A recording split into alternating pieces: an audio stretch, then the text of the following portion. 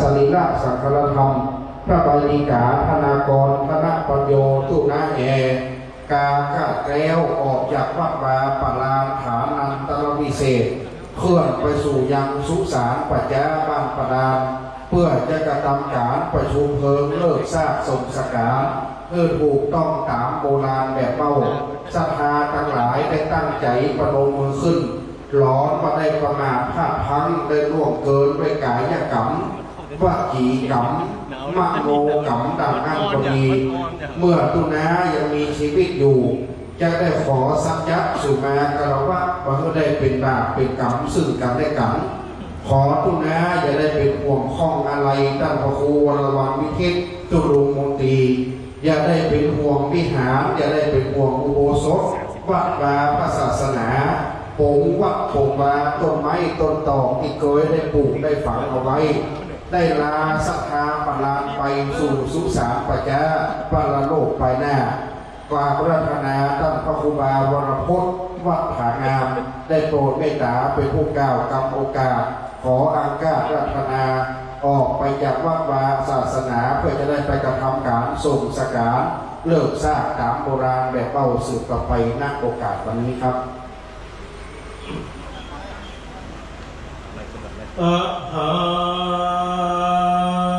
งวันตามิสิลาสาสะดิลาขมาโตสังกาแด่ลูกศิษย์พระพุทธเจ้าโต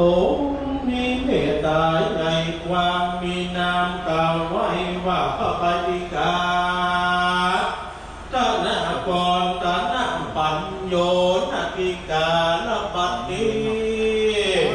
พระสุริยาขอมาส่องแจ้งทั่วพื้นกรณีเป็นแสงดินดำตา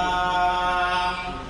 จะได้ขอโอกาสอาราธนายังสาลิลาศาสตร์สังขารพระคุณเจ้าพระปฏิกาตนากรตนะปัญโยอภิตาลงเจ้าคณะตำบลปาลานกะละวันอดีตลงเจ้าอาวาสวัดปาลานตัดที่นี้เพื่อนขายออกจากวัดปาลานก็ได้เว้นเพื่อนเข้าสู่ยังสู่สารชาปนากินตกแต่งไว้เพื่อว่าจะได้ทำการ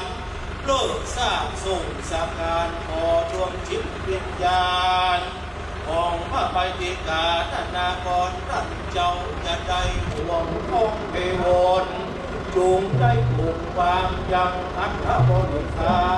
รบุญใดกุศลใดเจตนาใดที่ยังท่านเจ้าได้เสกสร้างมาขอได้จนถึงอวสานสุดท้ายขอเป็นพระรานิสงฆ์ผลบุญเป็นสักเพียงแก้วเป็นหนทางไต่ไปสู่ยังฝั่งกำนาถึงยอดอมตะมหามังกรเมตปานตาคุณที่พระคุณเจ้าได้เสพได้สร้างมานั้นจงจะมีกายกรรมังวจีกรรมังมโนกรรมังสัจจินจโตสังสัจจินจโตสังธนปัญโยสาริระโตสังสปังโตสังขมันตุโนวันตามิพันเตสัพพังอาปาราทังคัมมาทะเมพันเตมายาตังปุญญังสามินาอนุโมทิตาปังสามินาตังปุญญังไมหันตาตัปปังสาธุสาธุอนุโมทามิ